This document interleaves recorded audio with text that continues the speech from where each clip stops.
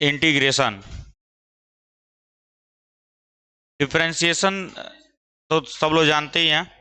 Differentiation का मतलब क्या हो गया, रेट ऑफ चेंज। ठीक, तो उसी रेट ऑफ चेंज का अब अगला पार्ट होता है हमारा इंटीग्रेशन। लेकिन समझते हैं कि इंटीग्रेशन करना क्यों है, क्या जरूरत पड़ी इंटीग्रेशन करने की। जैसे सब लोग, मैं भी बताया था तुम लोगों को जब पढ़ा रहा था, तो इंटीग्रेशन से हम लोग क्या करते हैं, जोड़ते हैं, समेशन करना, ठीक है, या एरिया निकालना किसी भी कर्व का। तो इंटीग्रेशन का जो मीनिंग होता है वो होता है सम ऑफ क्या बोलेंगे, छोटे छोटे पार्ट्स को, ठीक है, some of parts to get a whole, to get a whole, ये बोला जाता है, some of parts to get a whole. अब ये कॉन्सेप्ट आया कहाँ से था, सबसे पहले ये जरूरी है, ये कॉन्सेप्ट आया कहाँ से। कई बार बताया जा चुका है कि जब भी कॉन्टिन्यूअस डेटा होगा तभी हमारा कैलकुलस आता है। एक डिस्क्रीट डेटा होता है और एक कॉन्टिन्यूअस डेटा होता है, दो तरीके के डेटा होते हैं। टुकड़े टुकड़े में डेटा है, डिस्क्रीट डेटा है। कॉन्टिन्यूअस का मतलब क्या है, जिसमें कंटिन्यूटी बनी हुई है। जैसे कोई कर्व है, मैंने लिखा 1 2 3 4 5, ये क्या है, डिस्क्रीट डेटा है, सही है। और अगर मैंने f x is equal to x लिखा या एक्स स्क्वायर लिखा, तो ये कर्व है, फंक्शन है, फंक्शन क्या बनाएगा, एक कर्व बनाएगा। इसका मतलब वो कंटिन्यूअस डेटा है हमारे पास। ठीक, अब मान लो तुम्हें कोई चीज ऐड करनी है और वो चीज क्या होगा, चेंज हो रहा हो, ठीक है। इंटीग्रेशन हो गया चाहे डिफरेंशिएशन हो गया, ये कैलकुलस का पार्ट है। और कैलकुलस क्या कहता है, स्टडी ऑफ चेंज। अगर कहीं पर भी कोई चीज चेंज हो रही होगी तभी इंटीग्रेशन आता है, अन्यथा की स्थिति में इंटीग्रेशन और डिफरेंशिएशन दोनों में से कुछ नहीं आएगा। जब चेंज हो रहा होगा तभी आने वाला है।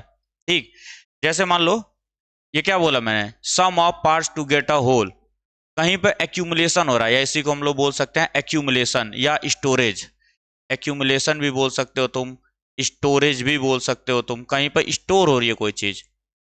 जैसे कि एग्जांपल लेकर के बता रहा हूं तुम्हें, मान लो कि चावल का दाना रखा हुआ है कई सारा, ठीक है, दो चार दाना दिया तुमको मैंने, ठीक, उसको तुमने रखा हुआ है और काउंट भी कर सकते हो।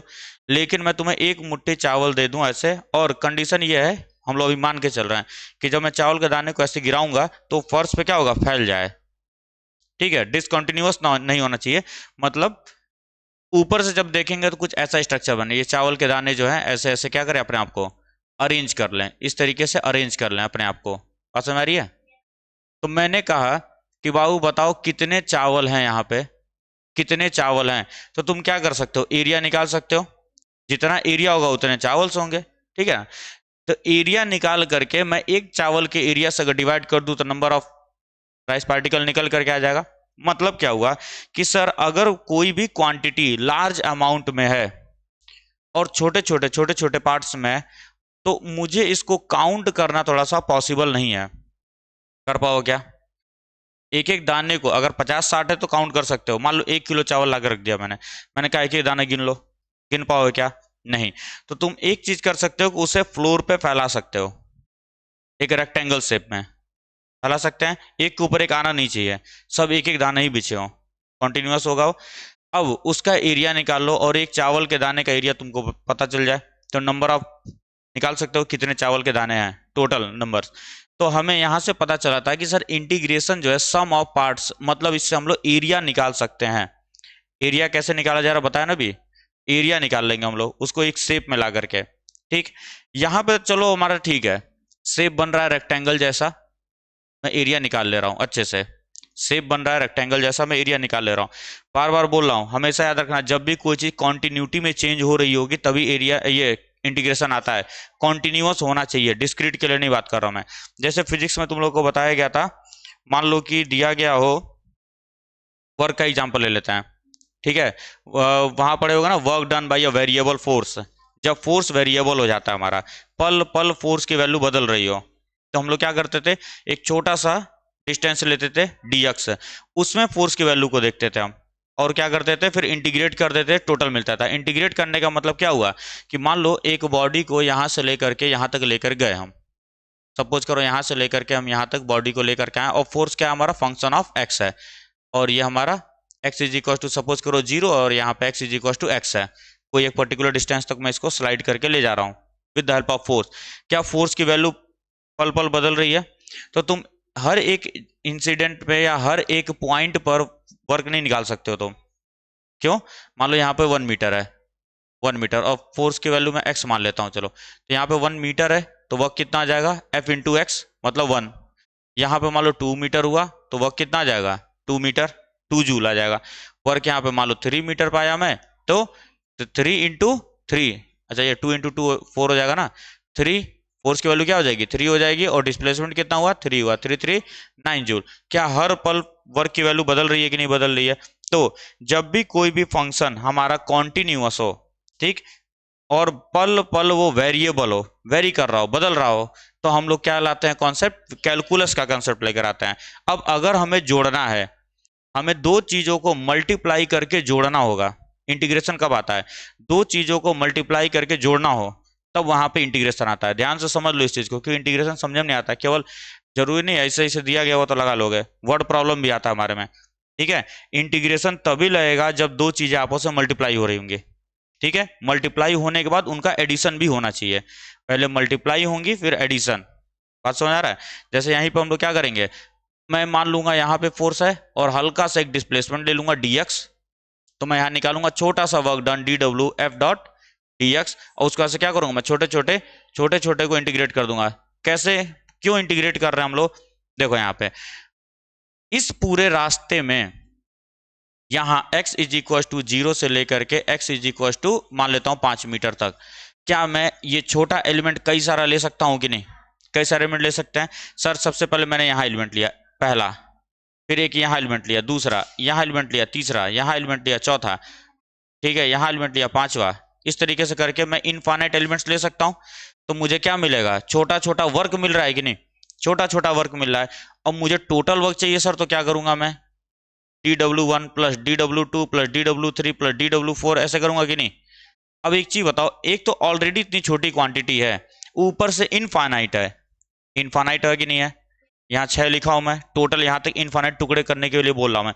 टोटल वर्क कितना मिलेगा? Infinite work. क्या तुम इनफाइनाइट क्वांटिटीज को जोड़ पाओगे? नहीं जोड़ पाएंगे हम। तो इसी वजह से प्रॉब्लम हो रही थी हम लोग को कि कैसे सॉल्व किया जाए। तो यहां पर एरिया वाले कॉन्सेप्ट से ही मैं समझा रहा हूं कि इंटीग्रेशन का जन्म हुआ था, ठीक है। मान लो अभी तो हमने ये किया कि रेक्टेंगल फंक्शन है सर, कोई दिक्कत नहीं है। अगर मान लो फंक्शन हमारा कुछ वेरिएबल होता और ग्राफ जो है हमारा स्ट्रेट लाइन ना बन करके कुछ कर्व बन जाता, पॉसिबल है, ठीक। अरे रेक्टेंगल का एरिया सबको निकालने आता है, मजा तो यहां आता है ना। फिर ये वाई एक्सिस है suppose, this is x axis. मान लो ऐसा कोई कर्व बना है और मैंने कहा कि एरिया अंडर दिस कर्व बताओ, एरिया अंडर दिस कर्व। तो तुम यहां से क्या करोगे? मान लो मैंने बोला यहां से लेकर के यहां तक का एरिया बता दो, इस पूरे एरिया को बताओ कितना है। ये x is equal to a से लेकर के x is equal to b तक चल रहा है, और ये हमारा y is equal to f x कोई फंक्शन है, x का फंक्शन है। अब इसको तुम कैसे निकालोगे? हमें क्या करना पड़ेगा? देखो, ना ये रेक्टेंगल है, ना ये ट्राइंगल है, ना ये स्क्वायर है, जितना भी हम फिगर पढ़े हुए हैं वो ये फिगर नहीं है। तो मुझे अब क्या करना पड़ेगा? छोटे छोटे टुकड़े लेने पड़ेंगे। अब देखो, जो एलिमेंट हम लोग लेते हैं, ध्यान से समझना, यहीं पाएगा एंटी डेरिवेटिव वाला डेफिनेशन यहीं से बनता था।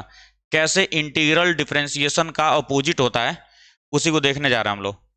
यहां पे मान लो मैंने एक ये क्या किया, स्मॉल एलिमेंट लिया, स्मॉल एलिमेंट लिया मैंने, सही है ना, एक छोटा सा एलिमेंट लिया मैंने। मैं अभी इसको dx नहीं बोल रहा हूं, मैं इसको डेल्टा एक्स बोल रहा हूं। छोटा सा एलिमेंट लिया डेल्टा एक्स, और इसका एरिया हो जाएगा कितना? Delta A. सपोज कर लो एरिया डेल्टा ए, क्योंकि रेक्टेंगल शेप का है कि नहीं है? रेक्टेंगल शेप का है। लेकिन अगर तुम ध्यान से देखोगे, अभी बात करते हैं क्यों dx लिया जाता है। जैसे मान लो ये कर्व ऐसे था, तुमने एक मान लो मोटा एलिमेंट ले लिया, इतना बड़ा एलिमेंट ले लिया, थोड़ा सा चौड़ा, तो ध्यान से देखना, क्या यहीं तक रेक्टेंगल बन रहा है कि नहीं? ये इतना पार्ट जो है इसका एरिया तुम निकाल पाओगे? क्योंकि ट्रायंगल नहीं है वो, ट्रायंगल मत कह देना, क्यों? क्योंकि कर्व है ये ऊपर। अगर स्ट्रेट लाइन होता तो ट्रायंगल हो जाता है। बात समझ आ रही है? अगर स्ट्रेट लाइन होता तो मैं पूरा बोल देता सर ये ट्रेपेजियम शेप का है, ट्रेपेजियम का हम लोग एरिया निकाल लेते। लेकिन अगर मैं स्ट्रिप को चौड़ा कर दूं, तो देख रहे हो ध्यान से, ऊपर का कुछ पोर्शन बच गया कि नहीं? तो इसी वजह से क्या बोलता है कैलकुलस, ये कहता है कि सर आप एलिमेंट को जितना हो सकता है उतना छोटा लीजिए, उतना पतला करके लीजिए। अब इसी एलिमेंट को मैं पतला करते जा रहा हूं, देखो यहां तक ले आया मैं, अभी भी ये पोर्शन दिख रहा है कि नहीं, और पतला किया, ये वाला पोर्शन देखते रहो, यहां से यहां तक का देखो बस, फिर और पतला किया, और जरा सा पतला जैसे ही किया मैं, क्या ये ऑलमोस्ट रेक्टेंगल जैसा दिखने लगा कि नहीं। अब ये थोड़ा सा एरिया बच गया कि नहीं, हल्का सा मामूली सा एरिया बच रहा है, जो कि नेग्लिजिबल हम मान सकते हैं, क्योंकि अगर बड़ी क्वांटिटी में तुम 0.1, जैसे मान लो 1 लाख रुपए है तुम्हारे पास, और मैं तुम्हें 1 रुपया दूंगा तो कोई फर्क पड़ेगा क्या, या 1 रुपया मांगूंगा तो कोई फर्क पड़ेगा क्या, नहीं। तो ये हल्का सा अब एरिया बच जाता है। जितना मैं एलिमेंट को पतला करता जाऊंगा, जितना ही मैं एलिमेंट को पतला करता जाऊंगा, सर ये जो ऊपर वाला गैप था, जो रीजन जिसका एरिया हम निकाल नहीं पा रहे थे, वो कम होता जाएगा। अब बहुत मामूली सा एरिया बचेगा जिसको मैं नेग्लेक्ट कर सकता हूं, ठीक है। तो यही चीज बोला जाता है कि जो dx होता है ना बाबू, dx का मतलब क्या होता है, dx का मतलब, डेल्टा x का मतलब कंसीडरेबल चेंज, और dx का मतलब क्या होता है, बहुत छोटा, इनफाइनाइटी स्मॉल चेंज, इनफाइनाइटी स्मॉल बोला जाता है इसको।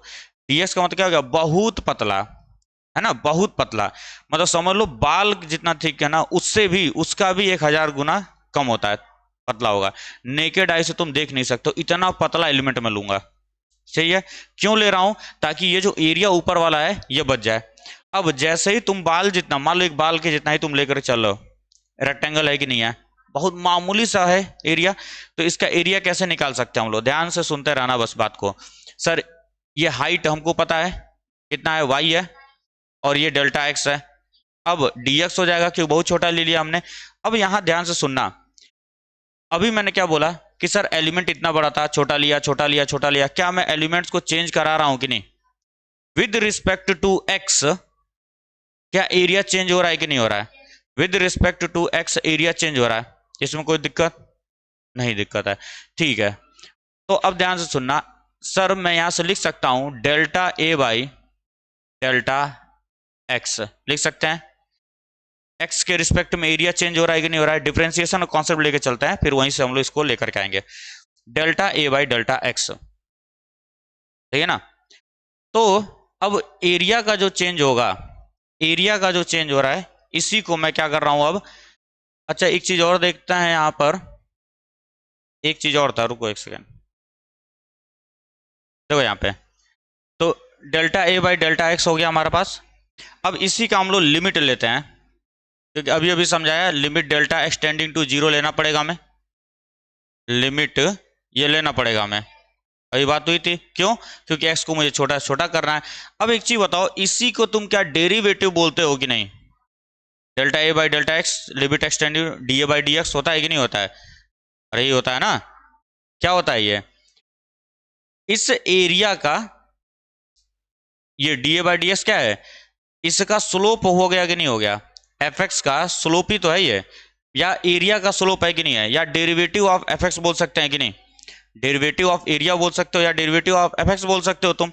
तो इसी को हम लोग सर एफ एक्स भी लिखा जा सकता है, इसी को एफ एक्स लिख सकते हैं हम, फंक्शन ऑफ एक्स। देखो यहाँ पे ये जो हमारा D a by d x क्या बता रहा है, d a by d x एक तरीके से चेंज बता रहा है, इसका स्लोप, इस जो एरिया एलिमेंट हम लोग ले रहे हैं उसी का स्लोप बता रहा है, और इसका स्लोप क्या एफ एक्स के बराबर मैं लिख सकता हूं, ठीक। यहीं से हमको पता चला था, इसको मैं क्या लिख सकता हूं, d a by d x is equal to f x लिखा जा सकता है। D a by d x जो है हमारा किसके बराबर है, एफ एक्स के बराबर है। तो अब एक चीज जरा ध्यान से सुनना, सर इसका जो एरिया है, ये जो एरिया है, इसका रेट ऑफ चेंज, ये जो एरिया यहां पे इनक्लोज्ड हो रहा है, इसका रेट ऑफ चेंज किसके बराबर है, फंक्शन के वैल्यू के बराबर है। तो अगर मैं इसको क्रॉस करके इधर लेकर के आऊं, फिर इसका एंटी डेरिवेटिव लूं, ध्यान सुनना, एंटी डेरिवेटिव, या तुम उल्टा बोल सकते हो, एरिया को डिफरेंशिएट किया with respect to x, area का चेंज लिया विद रिस्पेक्ट टू एक्स, तो एफ एक्स मिला चेंज लेने पे। तो वापस से एफ एक्स को अगर मैं पलटूंगा तो एरिया मिलेगा कि नहीं, अरे L H S R H S बराबर होता है, ठीक है। मान लो इधर से लिखा गया है 2 इंटू 3 या 2 into x is equal to 3 लिखा गया है, तो मैं किसका गुणा करूं कि 3 आ जाए, या ऐसे भी तुम बोल सकते हो कि 3 में मैं किसका भाग दे दूं तो एक्स आ जाए, बोल सकते हैं कि नहीं। 2 में मैं एक क्वांटिटी को मल्टीप्लाई कर रहा हूं तो 3 आ रहा है, इसी तरीके से 3 में मैं एक क्वांटिटी को डिवाइड कर रहा हूं तो x आ रहा है। बात तो वही है कि नहीं है? बात वही चीज है, लेकिन क्योंकि इक्वलिटी का साइन बैठा हुआ है यहाँ बीच में, इक्वलिटी का साइन बैठा हुआ है, इसलिए हम ऐसा बोल सकते हैं। बात समझ आ रही है? ठीक। तो वही चीज यहां पर भी है कि सर एरिया का जो आपने डेरिवेटिव निकाला वो फंक्शन की वैल्यू के बराबर हो रही है, सही है। तो मतलब कोई एक ऐसी वैल्यू हमको यहाँ पे निकालनी है, या सिंपल छोड़ दो सब, इस x को इधर लेके जाऊंगा मैं तो dx हो जाएगा ये। अब dA is equal to dx, dA का मतलब क्या हुआ? छोटे छोटे छोटे छोटे एरियाज। जब उन सारे एरियाज को जोड़ने पर हमको क्या मिल जाएगा? पूरा का पूरा fx मिलने वाला है, पूरा का पूरा फंक्शन मिलने वाला है। तो यहीं से हमारा ये निकला था कि सर डेरिवेटिव का उल्टा होता है हमारा इंटीग्रेशन, और इंटीग्रेशन का उल्टा क्या होता है? हमारा डेरिवेटिव होता है। डेरिवेटिव का उल्टा कौन हो जाएगा? इंटीग्रेशन। इसीलिए इसका नाम दूसरा देते हैं हम लोग एंटी डेरिवेटिव, एंटी डेरिवेटिव बोलते हैं हम लोग। जैसे इसको क्रॉस से मल्टीप्लाई करेंगे तो क्या आ जाएगा? dA is equal to fx dx। ठीक है। अब इस डेरिवेटिव को हटाना है तो मैं क्या करूंगा? इधर 1/d लूंगा, जो LHS में करते हैं वही RHS में भी क्या आता है? 1/d। अब इसी 1/d को ही हम लोगों ने क्या बोल दिया? इंटीग्रेशन का नाम दिया गया। इंटीग्रेशन, इसी 1/d को एक नया सिंबल बोला गया, इसी 1/d को मैंने इस तरीके से सिंबल बनाया, और ये और कुछ नहीं है बाबू, समेशन होता है। बताया गया, क्लास 10th में भी बताया था। अरे DCD कट गया, ये बचेगा। क्लास 10th में भी बताया था कि ये समेशन होता है। डिस्क्रीट डेटा का जब समेशन करना होता है तो हम लोग ऐसे करते हैं, और कॉन्टिन्यूअस डेटा करना होता है तो इस तरीके से। ठीक है, याद भी रख सकते हो तुम, समेशन होता है ना, समेशन का एस, ये ऐसे ही बनाया गया है, ये एस ही है, इसी वजह से सिंबल यूज किया गया था, समेशन का एस है ये। ठीक है, देखो इंटीग्रेशन जो है ना, मेन जो है कि न्यूटन और लेबनीज थे, उन्होंने ही बनाया था। ठीक है, ये समझ में आया ना ये कैसे लिखा जा रहा है? ठीक है, इसको एक और आसान तरीके से भी समझ सकते हो। देखो एरिया क्या था? Delta A. क्या लिखा था? एरिया अभी कहीं लिखा था? एरिया क्या है? रेक्टेंगल है कि नहीं है? तो छोटा area is equal to y into d x लिख सकता हूँ, लेंथ इंटू विड्थ। लेंथ ये है, विड्थ क्या है? डेल्टा एक्स है। ठीक है, तो डेल्टा डेल्टा लिख देता हूँ। तो छोटा area is equal to length into width लिखा जा सकता है। तो इसकी जगह भी तुम लिख सकते हो कि नहीं? इसको क्या लिख सकते हो? डेल्टा ए को लिख सकते हैं हम लोग एफ वाई डी एक्स लिख सकते हैं कि नहीं? Y into delta x, upon में भी डेल्टा एक्स बैठा है कि नहीं? और वाई ही हमारा क्या था? फंक्शन ऑफ एक्स था कि नहीं था? इंटू डेल्टा एक्स अपॉन में डेल्टा एक्स, वो डायरेक्ट लिख दिया था। समझ में आ रहा है ना? वही चीज है। ठीक है, तो ये समझ में आया कि नहीं आया कि किसी मतलब एरिया का जो रेट ऑफ चेंज था वही हमारा फंक्शन आया। रेट, एरिया का rate of change, rate of change नहीं मतलब with respect to x, area का change with respect to x हमको क्या देता है? इस फंक्शन की वैल्यू को देता है। बात समझ में आ रही होगी? ठीक है, तो वो यहीं से इस चीज को बोला गया था कि सर अगर मैं इसको क्रॉस वॉश करके सब देखा जाए तो मुझे यहां से डेरिवेटिव को हटाना है। जैसे बचपन से सीखे हुए हैं, डिवीजन, इसको हटाने के लिए हम क्या करते हैं? डिवाइड करते हैं कि नहीं? जो चीज मल्टीप्लाई में होती है उसको हटाने के लिए क्या किया जाता है? डिवाइड दिया जाता है। वही तुम लोग बोलते हो क्रॉस में भेज देते हैं, क्रॉस में नहीं भेज जाता है। एक्चुअल में क्या होता है? 2x plus is equal to 3 लिखा गया है तो ये 2 इधर नहीं जाता है। कई बार बता चुका हूं, लिविंग थिंग है, बाउंड्री कूद के चला जाएगा क्या? नहीं जा सकता है। तो हम लोग क्या करते हैं? बोथ साइड हम डिवाइड करते हैं 2 से, ये 2 से 2 कट जाता है, x बचता है सिर्फ। ये है एग्जैक्ट रीजन। तो कोई चीज मल्टीप्लाई में थी तो इसको हटाने के लिए हमने क्या लाया? डिवीजन। और डिवीजन को ही हम लोग एंटी मल्टीप्लीकेशन भी बोलते हैं। अरे मल्टीप्लीकेशन का उल्टा डिवीजन। उसी तरीके, उसी कॉन्सेप्ट से सर डिवीजन को हटाने के लिए हमें क्या चाहिए था?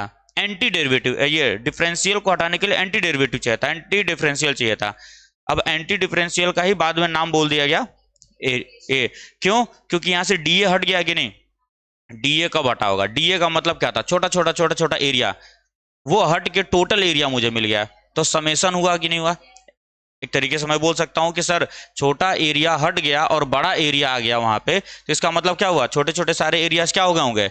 ऐड हो गए होंगे, समेशन हुआ होगा तभी आया होगा वो। तो वही चीज यहां पर है कि इस एरिया को ए बोला गया और 1/d को एक नया नाम दिया गया, एंटी डेरिवेटिव या इंटीग्रेशन, इंटीग्रल बोला गया इसको, इंटीग्रल। अब क्योंकि यहां पे समेशन हो रहा था, छोटा एरिया पूरा एरिया बना मतलब जुड़ा होगा, समेशन हो रहा था। और क्योंकि डिस्क्रीट के लिए हम लोग ऑलरेडी ये यूज करते थे सिग्मा, तो अब कंटिन्यूअस के लिए क्या यूज किया जाए, कंटिन्यूअस डेटा है ना ये, अरे भाई देखो ना कंटिन्यूअस फिगर है ये, तो कंटिन्यूअस के लिए क्या यूज किया जाए, तो फिर वही चीज था कि समेशन ऐसे लिखते हैं, तो इसी को थोड़ा सा और फैला करके ऐसे बना दिया गया, ये हो गया हमारा इंटीग्रल का सिंबल। अब बात आती है डेफिनिट और इनडेफिनिट, दो तरीके से हम लोग इंटीग्रेट कर सकते हैं। सी क्यों आता है उसकी थोड़ी सी चर्चा कर ली जाए। सी क्यों आता है, तो अभी तक हम लोगों ने क्या सीखा, अभी तक हम लोगों ने ये सीखा कि सर जिसका भी डिफ्रेंसिएशन किया है आपने, अगर उसका इंटीग्रेशन करें तो वापस से वही फंक्शन मिलेगा, वापस से सेम फंक्शन मिलना चाहिए। और डिफ्रेंसिएशन का मतलब सिंपल इतना समझो कि तोड़ा गया है, छोटे छोटे पार्ट में तोड़ा गया है। अब जैसे मैं दो तीन फंक्शन ले रहा हूं एग्जाम्पल में, सपोज करो y इज इक्वल टू हमारे पास दिया गया है एक्स स्क्वायर प्लस 3, एक फंक्शन ये है, एक और फंक्शन है एक्स स्क्वायर माइनस 3 है, और एक और फंक्शन है x y is equal to x square. ये तीन फंक्शन, उधर कौन पढ़ा रहा है, इधर पढ़ा रहा हो तो इधर देख लो ना, हवा खाने भी पढ़ने है। y equal x square plus 3, y equal x square minus 3, y equal x square, तीन फंक्शंस मैंने लिए हैं, पहला दूसरा तीसरा, सही है। मैं तीनों को पहले डिफ्रेंशिएट कर रहा हूं, सबसे पहला काम मैं डिफ्रेंशिएट कर रहा हूं, पहले को डिफ्रेंशिएट करेंगे आएगा dy by d x is equal to 2x, second को डिफ्रेंशिएट करूंगा तो क्या आएगा dy by d x equals 2x again आएगा, अरे ये कांस्टेंट है, कांस्टेंट का जीरो होता जाता है, और तीसरे को dy बाई डी एक्स करूंगा तो क्या आएगा 2x आएगा। क्या तीनों ही केसेस में डेरिवेटिव सेम आ रहा है कि नहीं आ रहा है, लेकिन एक्चुअल में फंक्शन अलग अलग है कि नहीं, तीनों फंक्शन तीनों अलग अलग हैं। तो जब सर मैंने डिफरेंशिएट किया तीनों का डेरिवेटिव सेम आया, अब मैं इसको इंटीग्रेट करने जा रहा हूं, ठीक है, इस y को इसको डिफरेंशिएट किया तो ये आया, अब इसको इंटीग्रेट करेंगे तो वापस ये मिलना चाहिए मुझे, अरे एंटी डेरिवेटिव है ना, उल्टा दे देगा वो तुरंत। अब मैं इसको इंटीग्रेट कर रहा हूं, अभी फॉर्मूले की बात करेंगे, इतना बेसिक सबको पता है। इसको जब इंटीग्रेट करोगे तुम तो क्या आएगा, एक्स स्क्वायर आएगा कि नहीं आएगा, अरे 2 है नीचे भी 2 आएगा, 2 से 2 कट गया, तो सिंपल एक्स स्क्वायर आया कि नहीं आया। अगेन इसको तुम इसको भी करोगे तो भी यही आएगा, इसको भी करोगे तो भी यही आएगा। क्या मैंने इसको इस वाले को मान लो इंटीग्रेट किया, इस वाले को इंटीग्रेट किया तो मुझे क्या आना चाहिए था, एक्स स्क्वायर प्लस 3 आना चाहिए था कि नहीं, लेकिन आंसर क्या मिला, सिर्फ एक्स स्क्वायर मिला कि नहीं मिला, 3 तो नहीं आया, 3 नहीं आया। इसको मैंने जब इंटीग्रेट किया तो भी मुझे एक्स स्क्वायर मिला, लेकिन एक्चुअल में फंक्शन क्या था हमारा, -3 था कि नहीं था, मिला क्या, नहीं मिला। अब इसको जब इंटीग्रेट करोगे तुम अगेन मुझे एक्स स्क्वायर मिला, इसके प्लस में 0 था, ये तो सही है, ये वाला जो है ये तो सही वैल्यू दे रहा है, इसका इंटीग्रेशन एक्स स्क्वायर है, सही वैल्यू है, लेकिन यहाँ पे दो जगह पे गड़बड़ी आई है कि नहीं आई है, उसी गड़बड़ी से बचने के लिए हम लोग यहाँ पे क्या कर देते हैं, प्लस सी लगा देते हैं, प्लस एक कांस्टेंट आ गया, प्लस एक क्या आ चुका है, कांस्टेंट आ चुका है, ठीक है। और वैसे इसको उस तरीके से बताया था कि छोटे छोटे इन्फाइनाइटली स्मॉल पार्टिकल्स हैं, जब तुम ऐड करोगे तो हो सकता है बाल से पतला पार्टिकल था, हो सकता है जब तुम ऐड किए हो तो वो छूट गया हो। अब क्योंकि बाल से ही पतला है, तो जैसे भी एग्जांपल दिया ना, 1 लाख रुपए है तुम्हारे पास, 1 रुपया दूंगा तो कोई फर्क नहीं पड़ेगा, 1 रुपया ले लूंगा तो भी कोई फर्क नहीं पड़ने वाला है।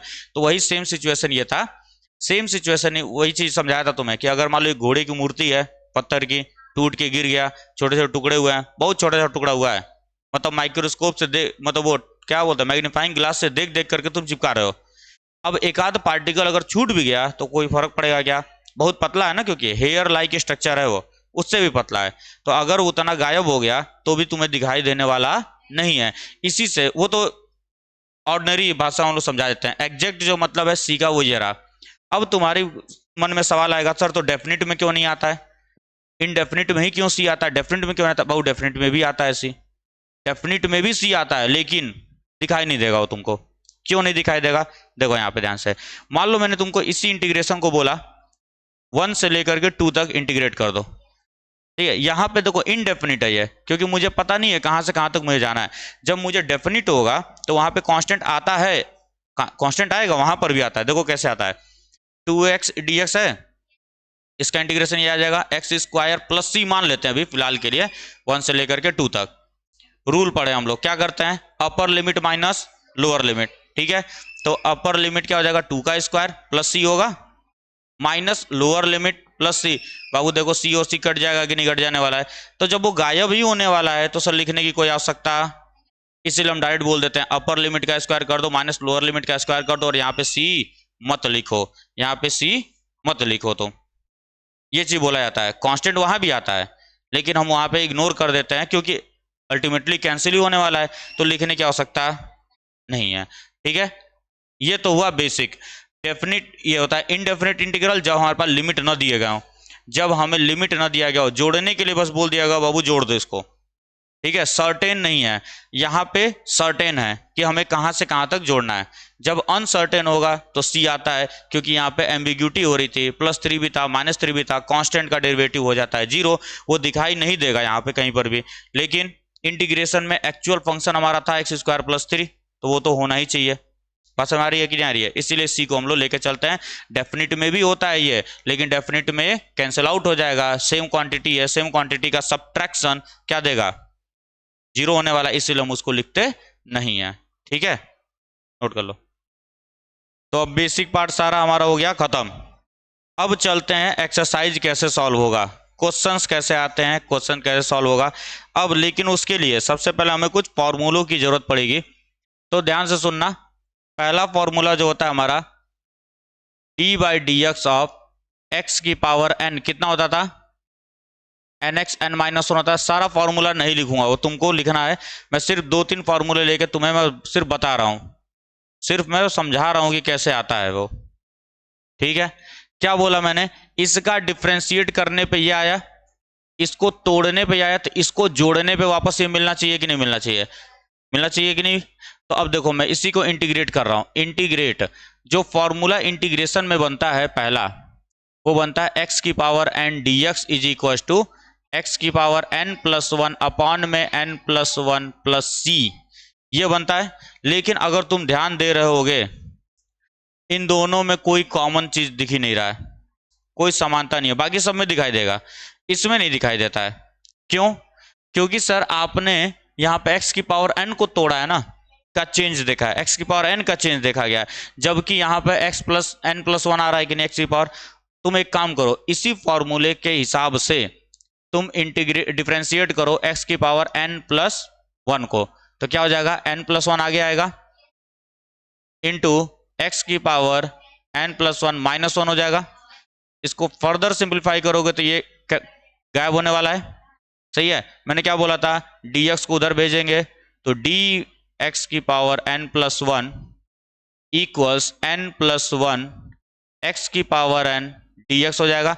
इस डेरिवेटिव को हटाना है तो एंटी डेरिवेटिव लाना पड़ेगा मुझे। एंटी डेरिवेटिव का मतलब इंटीग्रेशन होता है कि नहीं सर, एंटी डेरिवेटिव ये d को कैंसिल आउट करेगा, बचा कितना, x की power n+1 equals integration n+1 x की पावर n dx, बचा कि नहीं बचा सर, ये n नीचे आना चाहिए, कांस्टेंट है, कांस्टेंट इंटीग्रल से बाहर चला जाएगा। जैसे वहां भी हम लोग करते थे, डिफरेंशिएशन में कोई भी कांस्टेंट है तो बाहर निकल करके चला जाएगा, अगर वो किसी वो इंटीग्रेटिंग फैक्टर से मल्टीप्लाई में है तभी, है ना। इसको बाहर निकालेंगे, बाहर निकालूंगा तो इधर आ सकता है, तो क्या हो जाएगा, इंटीग्रल x की power n dx is equal to x की पावर n+1 अपॉन में n+1। क्या यही फॉर्मूला दिख रहा है कि नहीं? तो ये फॉर्मूला आता कहां से है, जब हम x की पावर n+1 को ब्रेक करते हैं। ठीक है, सिर्फ यही एक फॉर्मूला है जो उल्टा सीधा दिखाई नहीं देता है सही, तो इसी में कंफ्यूजन होता है। तो एक्चुअल में क्या था, इसी से निकाला गया है, लेकिन यहाँ पे x की पावर n को न डिफ्रेंशिएट करके हम किसको डिफ्रेंशिएट करते हैं, x की पावर n+1 को डिफ्रेंशिएट करते हैं। समझ में आया क्या? यह है प्रूफ इसका। अगला जो फॉर्मूला होता है d/dx of sine x, sine x को ब्रेक किया तो क्या आया, cos x आया। तो अगेन इसको इधर ले जाओगे, इंटीग्रेट करेंगे तो क्या होता है, इंटीग्रल cos x, देखो साइन x का डेरिवेटिव ये, तो cos x का इंटीग्रेशन ये, तो cos x, अब यहाँ पे dx आ जाएगा कि नहीं। ये अब ये तो इतना समझ में आ गया ना कि क्यों ये फंक्शन के बगल में आ रहा है dx, और डेरिवेटिव में क्यों डिनोमिनेटर में आता था, समझ में आया ना। डिफरेंशिएशन जब करते हो बताता है, डिफरेंशिएशन और कुछ नहीं, रेट ऑफ चेंज है, स्लोप है, dy/dx ही करेंगे ना हम लोग उसको। ठीक, Δy/Δx स्लोप लेते थे, उसी को लिमिट Δt टेंडिंग टू 0 करते थे, तो क्या हो जाता था, डिनोमिनेटर dx बन जाता था। तो ये समझ आना, इंटीग्रेशन में सबसे पहला जो कंफ्यूजन नहीं होता है इस फॉर्मूले में आकर के, सबसे पहला। दूसरा कंफ्यूजन ये होता है, dx भूल जाते हैं बच्चे, dx नहीं भूलना है। ये dx कैसे आ रहा है मैं बता रहा हूं तुमको बार बार, ये dx का क्रॉस मल्टीप्लाई इधर हुआ है, dx का इधर क्रॉस मल्टीप्लाई हुआ है, इसलिए ये dx इसके मल्टीप्लाई में आता है और डिफरेंशिएशन में डिवीजन में आता है, क्यों डिफरेंशिएशन का मतलब होता है slope, rate of change slope है वो। सही है। साइन एक्स का डेरिवेटिव कॉस एक्स, तो कॉस एक्स का इंटीग्रेशन साइन एक्स हो जाएगा, लेकिन इनडेफिनिट है तो सी भी रहेगा, डेफिनिट में हट जाता है, क्यों? क्योंकि upper limit minus lower limit करते हैं हम लोग तो सी दोनों बार आता है, सी माइनस सी जीरो हो जाता है वो। ठीक, अब एक बार और, D by d x of cos x क्या होता है? माइनस साइन एक्स होता है कि नहीं? तो sir again integration of minus sine x d x क्या हो जाएगा? कॉस एक्स हो जाएगा कि नहीं? अब माइनस इधर नहीं अच्छा लगता है तो मैं क्या करता हूं, इधर लगा देता हूं। बोलो, तुम कहोगे सर यहां माइनस लगा तो ये भी तो माइनस होना चाहिए था। अरे भाई कांस्टेंट है वो, कांस्टेंट में प्लस लगाओ चाहे माइनस लगाओ कोई फर्क पड़ने वाला नहीं है। सही है ना? अगर मान लो तुम यहाँ माइनस लगा दिए तो कांस्टेंट की वैल्यू अपने आप को -3 करके वापस ऑलरेडी प्लस बना देगी वो, या अगर यहाँ -3 आ रहा था तो ये अपने आप को प्लस बना करके -3 बना लेगा। तो कांस्टेंट है ना वो, तो कांस्टेंट में सिंबल अपने आप छिपा हुआ होता है, इसीलिए हम लोग कांस्टेंट के साथ कोई प्लस माइनस का लफड़ा नहीं करते हैं। ठीक है, प्लस प्लस में ही लेके चलते हैं हम लोग। तो ये समझ में आया? इधर माइनस न लिख करके इधर लिख देता हूं मैं। जितने भी फॉर्मूले हैं जैसे tan x का differentiation D by d x of tan x क्या हो जाएगा? सेक स्क्वायर एक्स हो जाता है। तो सर सेक स्क्वायर एक्स का इंटीग्रल क्या हो जाएगा? tan x हो जाएगा। समझ में आया? tan x, अब क्योंकि इंडेफिनिट है तो प्लस का c भी आने वाला है। ठीक है, अब इस तरीके से करके सारे के सारे फॉर्मूले तुम्हारे बुक में दिए गए हैं। मोस्ट कंफ्यूजिंग फॉर्मूला ये वाला होता है, इसलिए इसको पहले बता दिया हूं मैं। ठीक, अब कुछ एप्लीकेशन देख लेते हैं इसके ऊपर कि कैसे अप्लाई किया जाएगा इसको। अब कुछ एग्जांपल्स हैं। एक बात हमेशा दिमाग में बिठा कर रखना, जो तुमने आइडेंटिटी या फॉर्मूला पढ़ा इंटीग्रेशन में, अगर एज इट इज वही बना तभी तुम लिख पाओगे। यहां पे कोई चेन रूल वगैरह नहीं होता है। ठीक है, यहां कोई चेन रूल नहीं है। जैसे डिफरेंशिएशन मान लो इसी का करना होता मुझे, D by d x of cos 2x differentiate अगर करना होता मुझे, तो मैं क्या करता हूं, कॉस का कितना लिखूंगा? माइनस साइन 2x, और फिर 2x का क्या लिख देते हैं? 2। चेन रूल इसको बोला जाता है, चेन चलता रहता है जब तक सबका डिफरेंशिएशन ना हो जाए, ऑपरेटर अपना आगे बढ़ता रहता है। बट इंटीग्रेशन में ऐसा नहीं है, इंटीग्रेशन में बिल्कुल ऐसा नहीं है। फॉर्मूला हम लोग क्या पढ़ते हैं? फॉर्मूला हमने क्या पढ़ा है? Integral cos x d x पढ़ा है कि नहीं? क्या होता है? प्लस की माइनस, प्लस की माइनस प्लस होता है ना, प्लस साइन एक्स प्लस सी होगा, साइन एक्स प्लस, अरे भाई साइन एक्स का डिफरेंशिएशन में कॉस एक्स होता है तो कॉस एक्स का इंटीग्रेशन ये हो जाएगा।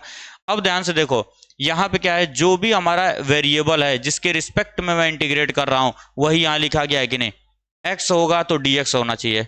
सही है। अब यहां 2x लिखा है तो यहां d2x तो नहीं लिखा है ना? अगर d2x लिखा होता, जो भी इनपुट वही हमारा वेरिएबल होता है यहाँ पे। ठीक है, जो भी हमारा यहाँ पे इनपुट था वही हमारा यहाँ पर होता ऑपरेटर में भी, तब तो मैं इजीली लिख सकता था साइन 2x प्लस सी। लेकिन यहां पे क्या लिखा गया है? x लिखा गया, और यहां क्या लिखा है? 2x लिखा है। या तो तुम इसको 2x बनाओ या तो तुम इसको x बनाओ। लेकिन सर समस्या क्या है, मैं इसको 2x नहीं बना सकता क्योंकि ये ऑपरेटर है चेंज, चेंज को मैंने वो बदल सकता है ना। dx क्या था हमारा? जो चेंज मैंने लिया था, स्मॉल एलिमेंट जो लिया था, मैं एलिमेंट को नहीं बदल सकता। अब एलिमेंट एक बार ले लिया गया, वो ले लिया गया, एलिमेंट को तुम बीच रास्ते में बदल नहीं सकते हो। तो क्या बदला जा सकता है सर? सर इसको बदल सकते हैं हम, 2x एंगल को बदला जा सकता है। इसी को हम बोलते हैं सब्स्टिट्यूशन मेथड, इसी को बोला जाता है सब्स्टिट्यूशन मेथड। सब्स्टिट्यूट करो, जो चीज तुम्हें चाहिए उसके हिसाब से सब्स्टिट्यूट करो तुम इसको, सब्स्टिट्यूशन मेथड से हम इसको सॉल्व करते हैं। बात समझ में आती है? ठीक है, छोड़ो इसको, क्या करेंगे? लेट 2x को तुम मान लो t। अब बाबू यहां पे फिर अब गड़बड़ हो गया। क्या गड़बड़ हुआ? dx 2x की जगह पर तुमने t मान लिया, तो ये क्या बन गया? देयरफॉर हमारा इंटीग्रल जो है, अच्छा इसको इंटीग्रेंड बोलते हैं, जिसका इंटीग्रेशन करते हैं इंटीग्रेंड बोला जाता है, जिसका इंटीग्रल होता है उसको इंटीग्रेंड बोलते हैं हम। कॉस तो कॉस ही रहेगा, 2x की जगह पे क्या मान लिया तुमने? t, और यहां तो dx ही लिखा है कि नहीं? अब किसी जन्म में इंटीग्रेट हो पाएगा क्या? नहीं। क्यों नहीं हो पाएगा? क्योंकि सर आपने जो एलिमेंट लिया था उसके रिस्पेक्ट में ये कांस्टेंट हो चुका है, अलग वैल्यू हो गई है, तो इंटीग्रेट नहीं कर सकते हम। तो अब ऐसा तो ही है, इसको बाहर कर दूंगा मैं। टी मैंने माना है, तो मैं क्या करूंगा, इस dx को बदलूंगा। dx कैसे बदला जाएगा, dx को कैसे बदला जाएगा, तो इसी स्टेप में हम लोग क्या करते हैं, इसको डिफरेंशिएट कर देते हैं। तो 2x का डिफरेंशिएशन क्या होगा, dx किसी एक थर्ड वेरिएबल के टर्म में डिफरेंशिएट करते हैं हम लोग, किसी एक थर्ड वेरिएबल के टर्म में डिफरेंशिएट करूंगा LHS और RHS को, differentiating both side with respect to third variable, x और t के अलावा कोई भी तुम धरती पर ले लो, तो x का क्या हो जाएगा dx अपॉन dz, और dt बाई dz हो जाएगा कि नहीं। अगेन ये dz से dz कैंसिल हो गया, इसीलिए मैं ये वाला स्टेप नहीं लिखूंगा, तुम भी नहीं लिखना, तुम डायरेक्ट ये करना 2dx equals dt, 2dx equals dt। तुमसे अगर कोई पूछे कि dx dt कैसे लिख दिया तुमने, किसी के रिस्पेक्ट में ही तो चेंज आता है, तो तुम कह देना सर मैं तीसरे वेरिएबल के रिस्पेक्ट में चेंज लिया, क्योंकि दोनों तरफ वो वेरिएबल आ रहा था इसीलिए वो कैंसिल आउट हो गया। टाइम बचाने के लिए हम लोग वो लिख नहीं रहे हैं। एग्जैक्ट ये चीज है, किसी x और t के अलावा किसी के रिस्पेक्ट में डिफरेंशिएट कर दो, ठीक है। तो मैं इस dx की जगह क्या लिख सकता हूं, dx की जगह मैं लिख सकता हूं dt बाई टू, यहां लिख दूंगा dt बाई टू। अब 2 इज अ कांस्टेंट तो बाहर चला जाएगा, बचा कितना cos t dt। अब ध्यान से देखो, जो हमारा इंटीग्रेटिंग फैक्टर था वही हमारा वेरिएबल भी है कि नहीं है, अब इंटीग्रेट कर सकते हैं हम इसको। अब मैं इसको लिख सकता हूं half sine t plus c, लेकिन सर फिर से t मैंने माना था कि नहीं, क्वेश्चन किस में था, x में था, तो t की जगह वापस से मैं क्या पुट कर दूंगा 2x। अब ध्यान से सुन लो, टाइम बचाना है और हमें, ठीक है। तो अब अगर कभी भी ऐसे ये एक इंडिविजुअल क्वेश्चन लिख करके अगर देगा तो तुमको ये पूरा स्टेप दिखाना पड़ेगा, बट अगर किसी क्वेश्चन के बीच में आता है ये स्टेप, किसी क्वेश्चन के बीच में अगर ये स्टेप आता है, ठीक है ना, तो तुम डायरेक्टली कर सकते हो। यहां पर भी हम चेन रूल जैसा लगा सकते हैं, चेन रूल के जैसे हम इसको भी लगा सकते हैं। कैसे, देखो चेन रूल वहां क्या होता था, डिफरेंशिएशन में मल्टीप्लाई होता रहता था, इंटीग्रेशन उल्टा है कि नहीं है, तो यहां डिवाइड होता जाएगा, ठीक है। तो चुपचाप क्या करना, cos 2x का इंटीग्रेशन लिख देना sin 2x, और 2x का 2x का डिफरेंशिएशन करेंगे 2, और 2 को क्या करेंगे डिवाइड में लिख देंगे, 2 को डिवाइड में लिख दिया जाएगा, उधर मल्टीप्लाई में लिखते थे, इधर क्या करेंगे डिवाइड में लिख देंगे। अब आओ इसका इंटीग्रेशन करते हैं जरा, इंटीग्रल, अब देखो इंटीग्रेशन हो गया चाहे डिफरेंशिएशन हो गया, ये कम्यूटेटिव प्रॉपर्टी को डिस्ट्रीब्यूटिव प्रॉपर्टी को, एसोसिएटिव प्रॉपर्टी, इन सबको फॉलो करता है, डिस्ट्रीब्यूटिव प्रॉपर्टी को फॉलो करेगा ये। डिस्ट्रीब्यूटिव प्रॉपर्टी फॉलो करने का मतलब क्या है, इन दोनों का अलग अलग डिफरेंशिएट करके भी मैं जोड़ सकता हूं, या इन दोनों को जोड़ करके डिफरेंशिएट करो, इंटीग्रेट करो, या अलग अलग। जैसे मान लो एक ये क्वांटिटी थी कोई, सही है, और एक क्वांटिटी ये थी, तो पहले मैं इसका एरिया निकाल लूं और इसका एरिया निकालूं, दोनों को जोड़ूंगा तो टोटल एरिया मिलेगा, या मैं पहले ही इसको जोड़ दूं फिर एरिया निकालूं तो सेम ही एरिया आ रहा है कि नहीं आ रहा है। तो क्या करता है ये, डिस्ट्रीब्यूटिव प्रॉपर्टी को फॉलो करेगा, या तो पहले जोड़ के तुम एरिया निकालो, या तो एरिया निकाल के अलग अलग फिर जोड़ दो, बात तो वही है, नहीं आया है ना। तो हमारा ये प्रॉपर्टी को फॉलो करता है। तो सर मैं इसको अलग अलग कर सकता हूं, क्यों अलग अलग करना है, क्योंकि फॉर्मेट बन नहीं रहा हमारा। बस याद रखो जो फॉर्मेट होगा उसी फॉर्मेट के हिसाब से चल पाओगे तुम। 3 कांस्टेंट है बाहर जाएगा, integral x square D x plus 4 बाहर जाएगा, इंटीग्रल एक्स डी एक्स। एक बात याद रखना, किसी भी स्टेप में स्किप मत करना, प्रॉपर तरीके से स्टेप लिखते जाना। अभी जब 5-6 दिन हो जाएंगे, प्रैक्टिस करना है, बढ़िया से हो जाएगा तो स्किप कर सकते हो तुम, अभी स्किप किए गड़बड़ में हो जाओगे। इनिशियल डेज में स्किप मत करना। 3 इसका क्या होगा, एक्स की पावर 3 अपॉन में 3 प्लस 4 एक्स स्क्वायर अपॉन में 2 प्लस सी, यह है ना एक्स की पावर एन। इंटीग्रल एक्स की पावर एन डी एक्स क्या होता है, एक्स की पावर एन प्लस 1 अपॉन में एन प्लस 1 प्लस सी। डिफरेंशिएशन में क्या होता था, पावर रिड्यूस हो जाता था 1 से, और इंटीग्रेशन उल्टा है तो पावर इंक्रीज कर जाएगा। वहां पे क्या होता था, जो पावर था वो मल्टीप्लाई में आता था, इधर क्या आ रहा है डिवाइड में आ रहा है। याद रखने का भी आसान तरीका है, सब आसान तरीका है सब याद रखने का। इसको सिंप्लीफाई कर लोगे आंसर आ जाने वाला है। सबसे मोस्ट प्रॉब्लमेटिक क्वेश्चन है ये 1/x dx। बच्चे भूल जाते हैं सवाल, इसका फॉर्मूला ही ये क्या होता है, log x होता है। मान लो तुम्हारे मन में आया नहीं, क्योंकि डिफरेंशिएशन जब करते हैं तो इसको ऊपर लेके चले जाते हैं, -1/x² हो जाता था, है ना। तो बच्चों के मन में वही बार बार आता है, तो इससे बचने का सबसे आसान तरीका है, कोई दिक्कत नहीं, ले जाओ तुम ऊपर, ले जाओ तुम ऊपर, कोई टेंशन नहीं है। गलत है ये, पहले ही बता दे रहा हूँ गलत है ये। x की पावर -1 कर दिए, dx कर दिए तो क्या हो जाएगा, x की पावर -1 + 1 अपॉन में -1 + 1, डिनोमिनेटर में ला दिए कि नहीं जीरो, तो डिनोमिनेटर में जीरो आया, पाप हो चुका है। पाप करवाएगा क्या ये, नहीं करवा सकता, मतलब ये तरीका गलत है। तो 1/x क्या हो जाता है हमारा, जो डायरेक्ट फॉर्मूला है ln x, ठीक है, प्लस c, क्योंकि इनडेफिनेट इंटीग्रल कर रहे हैं हम लोग। यहां पर आओ, ठीक है, x³ -1 अपॉन में x²। अब एक चीज ध्यान से सुन लो, जब भी डिनोमिनेटर में ट्रिग्नोमेट्री आ जाए, ठीक है, कुछ भी आ जाए, क्योंकि जितने भी तुम फॉर्मूले पढ़ोगे, जितने भी फॉर्मूले तुम पढ़ने वाले हो, डिनोमिनेटर में कुछ नहीं रहेगा। हाँ, रूट में आ सकता है a² - x² x² - a², वो हम लोग खुद बनाते हैं, वैसा फॉर्मेट हम खुद बनाएंगे उसको। अगर रूट में कभी मतलब डिनोमिनेटर में कोई चीज आ गया, समझ जाना वो इंटीग्रेट नहीं होने वाला है, उसको ले जाना पड़ेगा हमें न्यूमरेटर में, ठीक है। अब कैसे लेकर के जाएंगे, सबसे पहला काम, जब भी इस तरीके से लिखा गया हो सेपरेट कर लेना, सेपरेट कर लिया करो, देखो फिर सॉल्व हो पा रहा है कि नहीं, ठीक है। मतलब कुल मिला के हमें ये करना है, सारी चीजें न्यूमरेटर में चली जाए। अगर तुम यहां ध्यान से देखोगे तो sir x³ / x² minus integral, क्योंकि अभी बताया मैंने डिस्ट्रीब्यूटिव प्रॉपर्टी को फॉलो करता है, पहले घटा लें फिर एरिया निकाल लें, या पहले एरिया निकाल लें फिर घटा लें, बात तो वही होने वाली है। सर यहाँ पे देख रहे हैं सेम है, सेम अलजेब्रिक फंक्शन है, तो x हो जाएगा, इसका हमें आता है, और इसको जब ऊपर ले जाओगे x की पावर -2 dx, सर इसका भी हमें आता है, ये वाले फॉर्मूले से अभी तो लिखा था ना x की पावर n वाला, उससे हो जाएगा, इंटीग्रेट कर सकते हैं हम लोग आराम से, आंसर आ जाएगा, कोई दिक्कत है। अब ये क्वेश्चन दे दिया गया 1 - sin x अपॉन में cos²x, अभी अभी बोला हूं, एक बात याद रखना, ट्रिग्नोमेट्री तो कभी डिनोमिनेटर में होना ही नहीं चाहिए, ठीक है। डिनोमिनेटर में अपना वो पॉलिनोमियल फंक्शन होगा तो अपन आगे पढ़ेंगे case, x² + a² √x² - a² - x² पढ़ेंगे। याद रखना डिनोमिनेटर में ट्रिग्नोमेट्री आया तो इंटीग्रेट नहीं होगा, उसको ले चलो न्यूमरेटर के अंदर, अब चाहे कुछ मानो, उसको t मान करके ले जाओ, चाहे कैसे भी करके। जब भी इस तरीके से देखिए बीच में प्लस माइनस हो, सबसे पहला काम क्या करना है, सेपरेट करना, सबसे पहला काम सेपरेट करके देखना। अगर सिंपलीफाई हो गया और हमारे पास उसका फॉर्मूला है तो कोई दिक्कत नहीं है, नहीं है तब हम कुछ ट्रिग्नोमेट्रिक आइडेंटिटीज का यूज करके उसको सिंपलीफाई करेंगे, ठीक।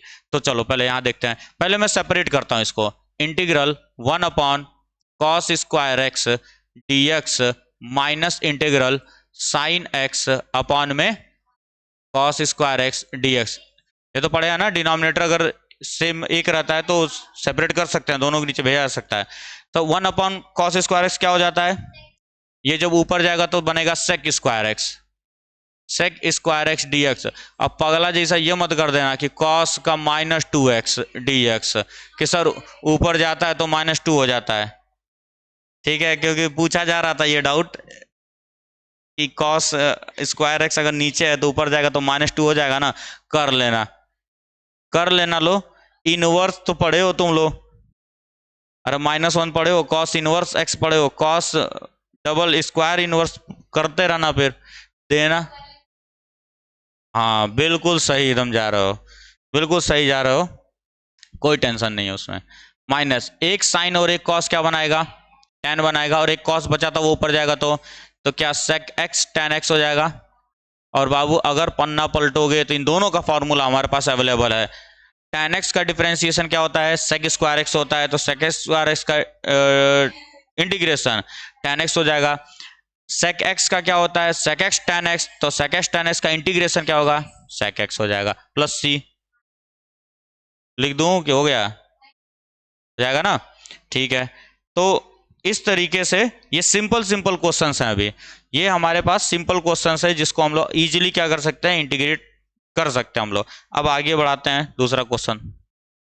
अगला जो मेथड होता है हमारा सब्सटीट्यूशन मेथड, अगला बोलो चाहे पहला ही मेथड ही हमारा सब्सटीट्यूशन मेथड, अभी तक बेसिक कर रहे थे हम लोग।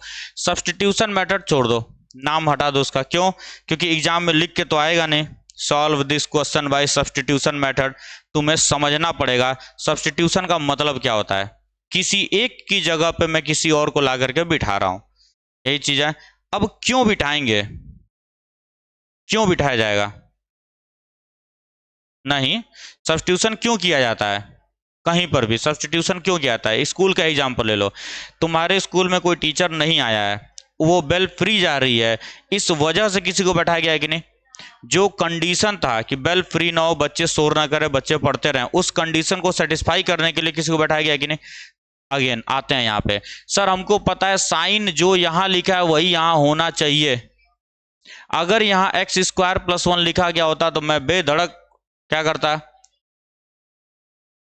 इंटीग्रेट कर देता, सॉल्व कर देते। तो वही ना कर रहे हैं, इंटीग्रेशन तो कर रहे हैं। अगर यहाँ एक्स स्क्वायर प्लस 1 लिखा होता तो सर वही वेरिएबल है, वही हमारा इंटीग्रेटिंग फैक्टर भी है, तो इजीली मैं कर सकता हूं, ठीक है।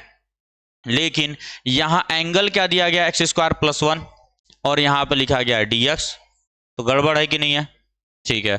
दूसरी गड़बड़ी क्या है? सर साइन के साथ मैंने सिर्फ पढ़ा है साइन एक्स डी एक्स, कोई चीज प्रोडक्ट में आ गया तो काम नहीं चल पाएगा। यहाँ पे कोई चीज प्रोडक्ट में है तो काम नहीं करने वाला है। बात समझ में आ रही है कि नहीं? यार यहाँ पे एक्स स्क्वायर प्लस 1 हो सकता था, लेकिन यहाँ पे एक्स होना पड़ेगा, याद रखो इस चीज को। अगर यहाँ एक्स ना होकर यहाँ एक्स स्क्वायर प्लस 1 होता तो मैं आगे आइलेट मेथड पढ़ेंगे हम लोग, प्रोडक्ट रूल, उससे कर सकते थे। ध्यान से सुन लो, साइन जो यहां पे हमारा इंटीग्रेटिंग फैक्टर है, एक्स है कि नहीं है, यहां पे हो चाहे ना हो कोई फर्क नहीं पड़ता, लेकिन इस साइन के साथ होना चाहिए था। सर ऐसा क्यों है? क्योंकि यहां पर अगर मान लो एक्स स्क्वायर प्लस 1 होता तो मैं उसको चेंज करके एक्स बना सकता हूं, लेकिन तुम किसी भी ट्रिग्नोमेट्रिक फंक्शन का एंगल बदल सकते हो क्या? तुम जो एंगल लिख दिया गया वो एंगल हमेशा रहेगा, चाहे वो डिफरेंशिएट करो चाहे तुम इंटीग्रेट करो, एंगल नहीं बदल सकते हो तुम। तो बाबू यहाँ पे एक्स लिखा है तो यहाँ एक्स होना चाहिए। अगर यहाँ एक्स है, यहाँ पे भले एक्स हो चाहे ना हो, मुझे कोई फर्क नहीं पड़ता है, क्योंकि साइन के साथ ये बंधा हुआ है कि नहीं बंधा हुआ है? ये तो आजाद है, इसको मैं बदल सकता हूं, ये बंधा हुआ है, तो यहां पे एक्स होना चाहिए। तभी मुझे पता चला सब्स्टिट्यूशन मेथड लगाना है, क्योंकि अगर यही सवाल मैं ऐसे लिख के देता 2x² प्लस 1 और साइन एक्स dx, ऐसे करके मैं ये सवाल लिख देता, सिर्फ मैं एंगल को हटाकर इस पूरे को उठा के यहाँ इस एक्स को यहाँ रख देता, तो अब सब्स्टिट्यूशन नहीं लगाना हमें। क्या लगाना है? आइलेट वाला मेथड, आइलेट प्रोडक्ट रूल है। एक हमारा क्या है, ये पॉलिनोमियल फंक्शन है, और ये क्या है? ट्रिग्नोमेट्रिक फंक्शन है, दोनों आपस में मल्टीप्लाई हुए हैं। बस समझ आ रहा है ना? कैसे पता चला मुझे? क्योंकि यहाँ भी एक्स था और यहाँ भी एक्स है, यहाँ ये बंधा हुआ है, तो वही चीज होना चाहिए। यहाँ पे एक्स हो, वाई हो, जेड हो, मुझे कोई फर्क नहीं पड़ता, मैं इसको चेंज कर सकता हूँ क्योंकि ओपन है वो, लेकिन एंगल में नहीं बदल सकता। जैसे कल को क्वेश्चन इसी तरह से यहाँ पे लिख के आ जाए log x dx, और यहाँ पे एक्स स्क्वायर लिख दे, आइलेट आइलेट, लेकिन यहीं पर अगर ऐसे लिख दे एक्स स्क्वायर तो आइलेट नहीं लगेगा बाबू, तो यहां पर भी एक्स स्क्वायर होना पड़ेगा। ठीक है, कोई फंक्शन हो तो तुमको ध्यान रखना है, जैसे लॉग हो गया, जितने भी ट्रिग्नोमेट्रिक फंक्शंस है वो हो गए, एक्सपोनेंशियल हो गया, एक्सपोनेंशियल की पावर, ये जितने भी चीजें हैं इसको तुमको ध्यान में रखना है। इनके साथ जो ये इनपुट होता है, इनपुट वेरिएबल ये बंधा हुआ होता है, उसको तुम चेंज नहीं कर सकते हो, वो कभी किसी जन्म में चेंज नहीं होने वाले। बात समझ में आती है? तो कैसे क्वेश्चन को देख करके पहचानना है कि आइलेट लगेगा या सब्स्टिट्यूशन लगेगा, ये बात समझ में आई है कि नहीं आई है? पक्का है ना? 100%। बहुत बढ़िया, ध्यान से सुनते रहो अब बात को। तो सर यहाँ पे हमको साफ साफ दिख गया, एंगल गड़बड़ कर दिया सर, एंगल यही होना चाहिए था, नहीं है, मैं बनाऊंगा अब late sine x square plus 1। सिर्फ गड़बड़ कौन कर रहा है? एंगल कर रहा है कि नहीं? इसी को मैं मान लूंगा एक नया वेरिएबल t। लेकिन सर यहाँ dx है, मेरा इनपुट क्या हो गया? t हो गया, तो मुझे t बनाना पड़ेगा। कैसे बनाएंगे? बोला था डायरेक्ट डिफरेंशिएट कर दो, 2x dx, एक्स स्क्वायर का क्या होता है? 2x, और x का dx 1 का 0 और t का dt, किसी एक थर्ड वेरिएबल के रिस्पेक्ट में मैंने डिफरेंशिएट किया है, उसको लिख नहीं रहा हम लोग, टाइम वेस्ट होगा। ठीक, अब चुपचाप यहाँ देखो 2x और ये dx मिलके क्या बना देंगे? t, dt बना देंगे, और यहाँ क्या लिखा था? साइन t, इसकी जगह t लिख सकता हूँ, और इस पूरे की जगह पर क्या लिख सकता हूँ? dt। सब लोग गायब हो गए। अब इसका इंटीग्रेशन करना हमें आता है, क्या आता है? cos t minus cos t, minus cos T, T मैंने माना था एक्स स्क्वायर प्लस 1 प्लस सी। अभी मैंने बोला ना तुम एंगल साथ कोई छेड़खानी नहीं कर सकते बाबू, एंगल वही आएगा, भले फंक्शन बदल जाएगा बट एंगल नहीं बदल सकता है। इसी तरह से लॉग में होगा, लॉग में भले वो लॉग बदल जाएगा 1/x में, लेकिन इनपुट वेरिएबल नहीं चेंज हो सकता। e की पावर x में इनपुट वेरिएबल नहीं चेंज हो सकता, जो वेरिएबल बंधे हुए हैं इनपुट में उनको तुम चेंज नहीं कर सकते हो। बात समझ में आया ना? चिल्लाते हो तुम लोग कि इंटीग्रेशन हार्ड है, इंटीग्रेशन हार्ड है। अब समझने के ऊपर है ये सारी चीजें को, समझ समझ के करोगे तो क्यों नहीं सवाल रहेगा। अब एक्सरसाइज सिर्फ लगाना मकसद है तो जीवन में कभी इंटीग्रेशन नहीं सीख सकते हो। और मैथ्स लिए हो, विदाउट इंटीग्रेशन एक दिन भी सर्वाइव नहीं कर पाओगे, कहीं सर्वाइव नहीं कर पाओगे। फिजिक्स लोगे तो उसमें इंटीग्रेशन इंटीग्रेशन भरा हुआ है। अरे भाई बीएससी करो चाहे बीटेक करोगे, आगे जा करके फिजिक्स मैथ में से दोनों पढ़ना ही पड़ेगा तुमको, समझ आ रही बात। भले केमिस्ट्री ले लोगे तो भी 2 सेमेस्टर में 3 सेमेस्टर जो है 2 साल पढ़ना ही पड़ेगा। मैथ और फिजिक्स में से एक तो जाना ही जाना है, उसको तुम नहीं छोड़ सकते हो। मैथ जाएगा हर साल, मैथ नहीं जाएगा क्योंकि स्ट्रीम है तुम्हारा वो। फिजिक्स केमिस्ट्री में तुम चूज कर सकते हो बट मैथ पीछा नहीं छोड़ने वाला है। तो चीज़ों को समझ करके रखो। अभी तो कोई कंफ्यूजन नहीं होगा कि कब सब्स्टिट्यूशन लगाना है, कब क्या लगाना है। आओ इधर भी आओ, root x root x root x, sir angle root x, यहाँ भी रूट एक्स होता तो काम बन जाता कि नहीं, रूट एक्स काम ही नहीं बन पाएगा, अब तो नहीं बन पाएगा काम, है ना। या तो इसको रूट एक्स बनाओ, इसको नहीं बना सकता मैं क्योंकि एलिमेंट है हमारा, एलिमेंट को छेड़ नहीं सकते, इसमें छेड़ाछाड़ी कर सकते हम लोग। अब देखो ना ध्यान से तुम, अब ये तो समझ आया ना, सब्स्टिट्यूशन से करना पड़ेगा हमको। अब सब्स्टिट्यूशन के लिए 3 चीजें हमारे पास अवेलेबल है। रूट एक्स को टी मान सकते हैं हम लोग, सेक रूट एक्स को टी मान सकते हैं, स्क्वायर नहीं, अबे तो स्क्वायर बैठा हुआ है ना, उसको थोड़ी टी माना जाएगा, उससे नहीं, फंक्शन जो है उसको।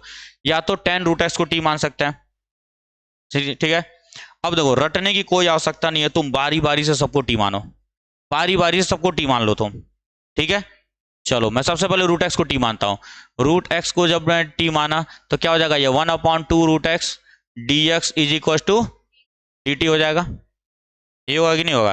फिर से अब मैं सेक रूट एक्स को टी मान लेता हूं तो क्या होता है, सेक एक्स टेन एक्स होता है कि नहीं, sec x tan x d x, d x नहीं रूट एक्स का भी होगा ना, 1/2 रूट एक्स फिर डी एक्स फिर डी टी, चेन रूल।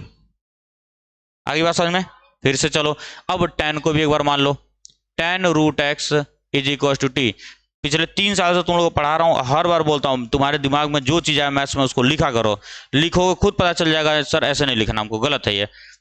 मुझे तो पता है, तुमको भी पता है कि किसको टी मानना था, लगाए वो क्वेश्चन सबको पता है टी किसको मानना है, लेकिन एग्जाम में देखा देखा क्वेश्चन आएगा क्या, तो उधर हिट एंड ट्रायल लेके चलना पड़ेगा। टेन एक्स का क्या होता है, सेक स्क्वायर एक्स, एंगल कभी नहीं बदलता है।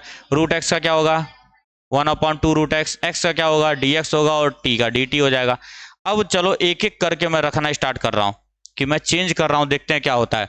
इसके अकॉर्डिंग अगर मैं चेंज करूंगा तो हमारा इंटीग्रल क्या बन जाएगा, ये पूरा इंटीग्रल आई था हमारा, इसके हिसाब से अगर मैं चेंज करूं तो 10⁴ तो रहेगा वैसे ही, और रूट एक्स को क्या माना है मैंने, टी माना है।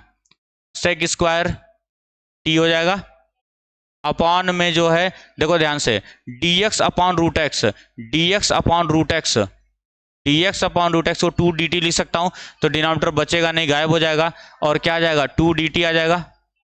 अब इसका इंटीग्रेशन अब खुद देख करके बताओ जरा, क्या इसका इंटीग्रेशन पॉसिबल है, नहीं पॉसिबल है सर, क्यों, प्रोडक्ट में आ गया कि नहीं।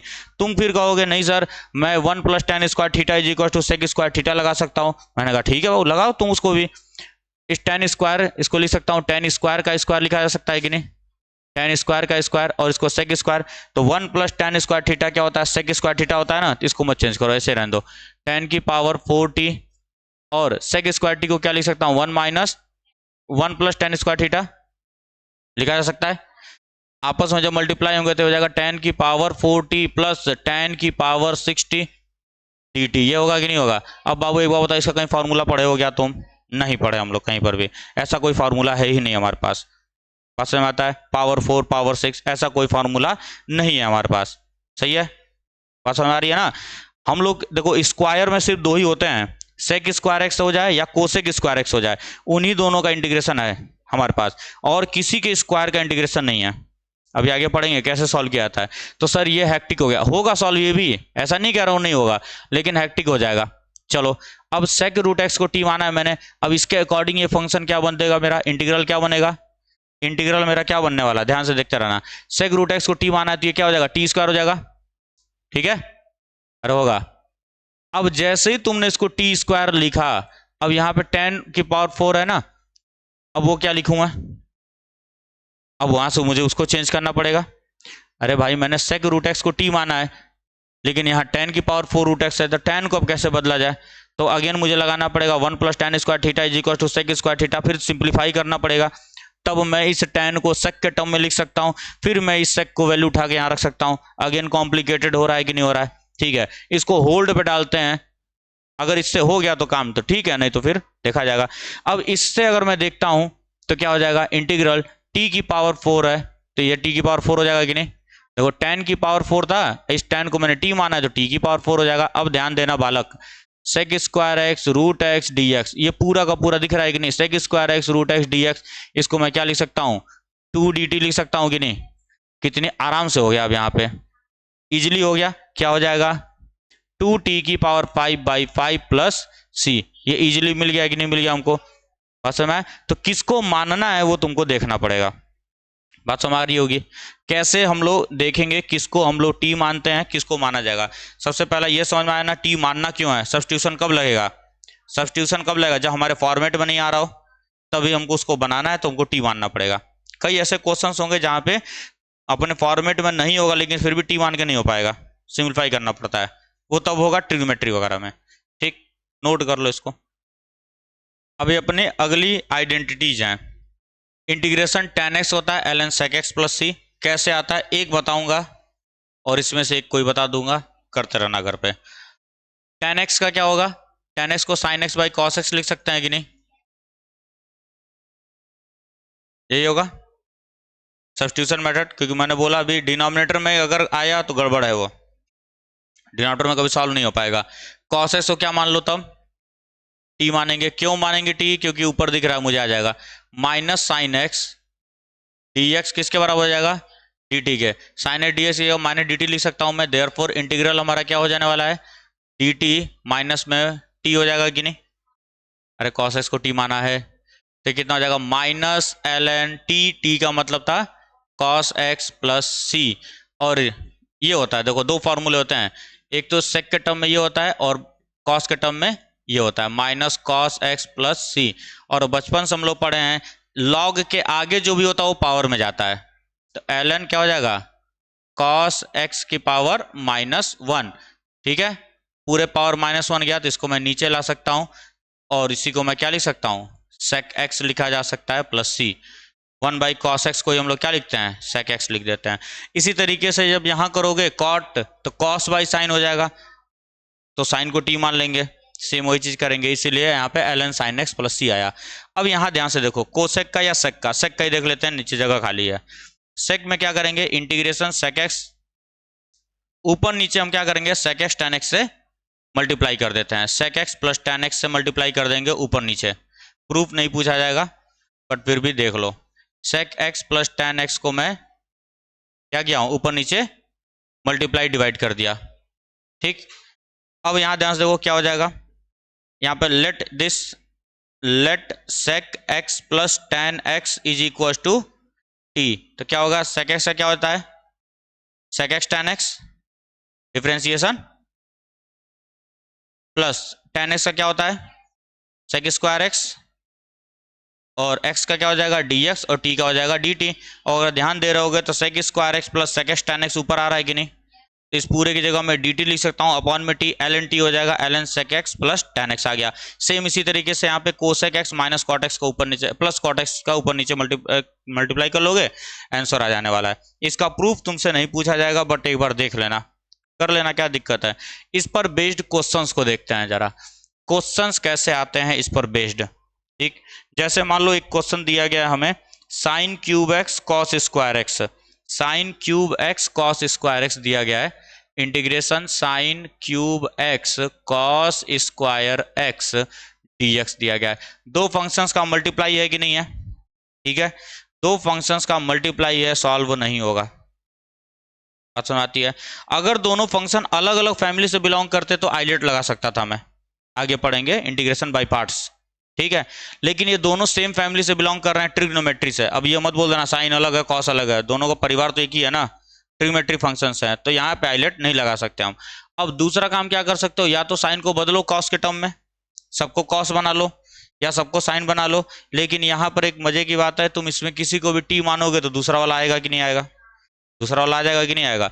अब इसमें किसको टी माना जाए, तुम बताओ, इसमें टी किसको माना जाएगा, टी किसको माना जाए? स्क्वायर वाले को नहीं मानते कभी भी, बोल रहा हूं ना, स्क्वायर स्क्वायर नहीं माना जाता, सिर्फ फंक्शन को टी माना जाता है, पावर को नहीं कुछ लिया जाता है। तो चलो, मन में दुविधा है तो लेट साइन एक्स को टी मान लेते हैं पहले। तो क्या हो जाएगा, कॉस एक्स डी एक्स बराबर में डी टी। ठीक है, अब इसके अकॉर्डिंग जब मैं इसको चेंज कर रहा हूं तो इंटीग्रल क्या हो जाएगा, साइन एक्स की जगह क्या हो जाएगा, टी क्यूब हो जाएगा। लेकिन सर एक ही कॉस एक्स चाहिए कि नहीं मुझे चाहिए, एक कॉस एक्स बच गया कि नहीं बच गया, एक कॉस एक्स बच चुका है। तो यहाँ क्या लिख दूंगा मैं, कॉस एक्स और यहाँ पे डी टी। अब इस कॉस एक्स को मुझे चेंज करना पड़ेगा इसके टर्म में, साइन एक्स अगर टी होता है तो कॉस एक्स क्या हो जाएगा, one minus root one minus t square हो जाएगा कि नहीं। अरे sine square x plus cos square x one होता है कि नहीं होता है। तो sine square x plus cos square x is equal to one. तो कॉस एक्स क्या हो जाएगा, one minus sine square x, sine को क्या माना, तो यहाँ पे मैं क्या लिख सकता हूँ, one minus t square. Root आ गया फालतू में, फंस जाएंगे, फंसेंगे, रूट आ गया ना। अरे यहाँ पावर पूरा है, यहाँ पे रूट आ गया, मल्टीप्लाई करने में आसानी नहीं होगी। ठीक, अगला चलते हैं, कॉस एक्स को टी मान लेते हैं, let cos x is equal to t. सबसे ज्यादा टाइम सब्स्टिट्यूशन नहीं काम करता है हमारा, याद रखना, सबसे ज्यादा टाइम सब्स्टिट्यूशन काम आता है। कॉस एक्स को टी मानोगे तो क्या आ जाएगा, माइनस का साइन एक्स डी एक्स बराबर में डी टी आ जाएगा। अगेन इंटीग्रल को चेंज करो, साइन क्यूब एक्स लिखा है कि नहीं, एक साइन एक्स और डी एक्स मिले क्या बना लेगा, डी टी बना लेगा। मैं लिख देता हूँ यहाँ पे डी टी, और यहाँ बचा कितना है, साइन स्क्वायर, दो साइन बचा हुआ है अभी भी, और एक ये कॉस स्क्वायर एक्स है, कॉस स्क्वायर एक्स को क्या लिख सकता हूँ मैं, टी स्क्वायर लिख सकता हूँ। अभी बचा कितना है, साइन स्क्वायर एक्स बचा है कि नहीं यहाँ पे, सही है, साइन स्क्वायर एक्स को इजीली चेंज कर सकते हैं, रूट नहीं आएगा, one minus cos square x, one minus cos square x, तो मैं लिख सकता हूँ T, one minus cos square x को मैं टी स्क्वायर लिख सकता हूँ कि नहीं। अब बोलना बाबू जरा, मल्टीप्लाई कर देंगे, इजीली सॉल्व हो जाएगा कि नहीं हो जाएगा। यहाँ रूट आ रहा था इस वजह से मैंने इसको डिस्कार्ड कर दिया, यहाँ पे रूट नहीं आ रहा है, इजीली मैं क्या करूंगा, टी स्क्वायर माइनस टी की पावर फोर, दोनों का करने आता है, डिस्ट्रीब्यूटिव प्रॉपर्टी को फॉलो करता है ये, आराम से हो जाएगा। ठीक है, नोट करना चाहो तो देख लो। अगला क्वेश्चन है साइन एक्स अपॉन में sign x plus A D x. चलो अब फिर से वही चीज है, ट्रिग्नोमेट्रिक फंक्शन डिनोमिनेटर में आया, सॉल्व नहीं होगा, ठीक है, सॉल्व नहीं कर पाओगे तुम। अब आगे देखो दिक्कत क्या है कि सर तो इस पूरे को टी मान लें, साइन एक्स प्लस ए को अगर टी मानते हो, ध्यान से सुन लो, साइन एक्स प्लस ए को टी मानते हो तो साइन का तो कॉस बदलेगा, एक्स प्लस ए आएगा कि नहीं आएगा, यहां तो एक्स लिखा है ना, कभी बदल पाओगे, एंगल कभी नहीं बदलता है, बार बार बोल रहा हूं मैं, एंगल कभी तुम नहीं कुछ कर पाओगे। फिर तुम्हारे दिमाग में आया कि सर एक काम करते हैं, साइन ए प्लस बी का फॉर्मूला ही खोल लेते हैं। अगेन डिनोमिनेटर में फॉर्मूला खुल रहा है कि नहीं, कुछ हो पाएगा, डिनोमिनेटर से भगाना है मुझे, ऊपर तुम और फैला रहे हो उसको, साम्राज्य को, मैं चाह रहा हूं डिनोमिनेटर से भागे, तुम साम्राज्य फैला दोगे, भाग पाएगा क्या, नहीं। हाँ सर, अगर न्यूमरेटर में फॉर्मूला खुलता तो कुछ कर सकते थे हम लोग, कुछ किया जा सकता है। तो यहां पर सब्स्टिट्यूशन मेथड में हम लोग क्या करेंगे, किसको मानेंगे, टी, एक्स प्लस ए को टी मानेंगे, क्योंकि मुझे इस एंगल से प्रॉब्लम हो रहा है, ये साइन तो चलो कुछ हद तक मैनेजेबल है, ये वाला गड़बड़ कर रहा है। तो लेट एक्स प्लस ए बराबर में टी, तो डी एक्स बराबर में डी टी, ए तो कांस्टेंट है, गायब हो जाएगा, तो एक्स की वैल्यू यहां से क्या लिखी जा सकती है, टी माइनस ए, क्योंकि ऊपर एक्स को हटाना पड़ेगा ना, तो इंटीग्रल क्या हो जाएगा, साइन टी माइनस ए अपॉन में साइन टी डी टी, कोई आपत्ति।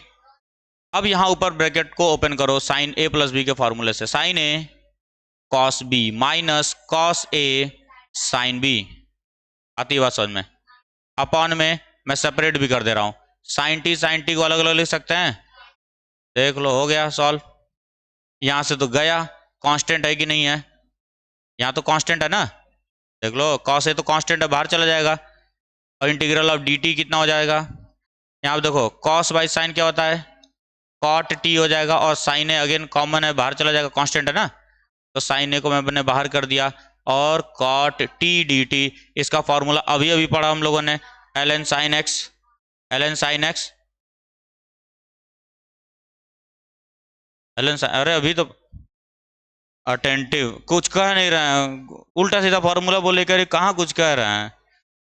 डी टी का क्या होगा, टी हो जाएगा, अरे होगा टी कॉस ए, टी का मतलब क्या था, एक्स प्लस ए था कि नहीं, तो x plus A cos A minus sign A, sign ए तो ऐसे रहेगा, साइन ए और इसका क्या होता है ln साइन टी, टी की जगह पे साइन x प्लस ए, और क्योंकि ये इंडेफिनिट है तो c भी लिख देंगे। तो अभी मेरे हिसाब से इतना समझ में आ गया कि कब सब्स्टिट्यूशन लगाना है कब नहीं लगाना है। समस्या के हिसाब से दवा खाएंगे, यह नहीं कि कोई दवा पड़ी है तो दवा खाना है तो खा लेंगे, ऐसा नहीं। समस्या क्या है उसके हिसाब से हम लोग क्या करेंगे, मेथड का यूज करने वाले हैं। अब हमारा है इंटीग्रेशन यूजिंग ट्रिग्नोमेट्रिक आइडेंटिटीज, मतलब अगर कभी आ गया कॉस स्क्वायर एक्स, मान लेते हैं cos square x d x, क्या इसका फॉर्मूला तुमको पता है? ऐसा कोई आइडेंटिटी है क्या? बार बार बोल रहा हूँ, स्क्वायर में सिर्फ दो ही होता है, एक होता है सेक स्क्वायर एक्स और एक होता है कोसेक स्क्वायर एक्स, और किसी का नहीं होता है। तो इससे मुझे क्या करना पड़ेगा, पावर 1 में लाना पड़ेगा, 1 पावर में लेकर आना पड़ेगा। अब ये कैसे आएगा, अब ध्यान से सुन लो, जो जो ट्रिग्नोमेट्रिक में आइडेंटिटीज पढ़े थे अब उनका यूज करना है। कॉस 2x का फॉर्मूला होता है 2 cos square x minus 1 1 minus 2 sign square x. तो यहां से देखो कॉस स्क्वायर एक्स को क्या लिख सकता हूं मैं, 1 plus cos 2x divided by 2 dx। अब हो जाएगा इंटीग्रेट, अब इजीली हो जाएगा। अगर क्वेश्चन में दिया गया होता है integration sign square x d x, तो इसका यूज करते क्या हो जाता, 1 माइनस कॉस 2x अपॉन में 2 dx कर सकते थे कि नहीं, इजीली इंटीग्रेट हो जाएगा। अब अगर मान लो कि क्वेश्चन में दिया गया हो तुमको प्रोडक्ट के फॉर्म में integral sine 2x cos 3x dx, angle अलग अलग अगर करके दिया गया हो, पहले देख लेते हैं एंगल सेम हो अगर, तो अगर कभी भी साइन और कॉस का एंगल सेम है और प्रोडक्ट में आया हो, चुपचाप 2 का मल्टीप्लाई 2 का डिवाइड करेंगे और ये इसका फॉर्मूला बनाएंगे साइन 2 थीटा का, साइन 2x dx। अब आराम से इंटीग्रेट हो जाएगा, ये आराम से इंटीग्रेट होने वाला है।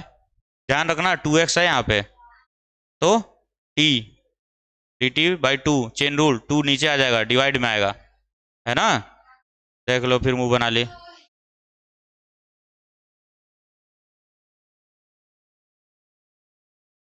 ये 1/2 ऑलरेडी लगा हुआ है, साइन 2x का क्या हो जाएगा माइनस कॉस 2x, और 2x का क्या होगा 2 प्लस c 1/4 हो जाएगा टोटल, तुम 1/2 बोले हो, ठीक है। ये चीज हो गया। अब अगर मान लो एंगल्स अलग अलग हो गए, तो जैसे integral sine 2x cos 3x dx, अब अगर अलग अलग हो गया, तो अलग अलग अगर एंगल हो गए तो क्या करेंगे, तो क्लास 11th में तुम लोग आइडेंटिटीज पढ़े हो कई सारी, और आइडेंटिटी सारी लिखवाए भी था ट्रिग्नोमेट्री जब पढ़ाया जा रहा था तब भी, कि कैसे हम लोग प्रोडक्ट को एडिशन में बदलते हैं।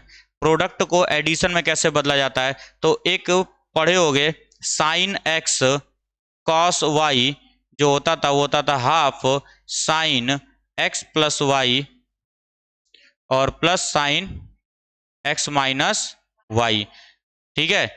इस तरह से हम लोग क्या कर सकते हैं, इसको चेंज किया जा सकता है।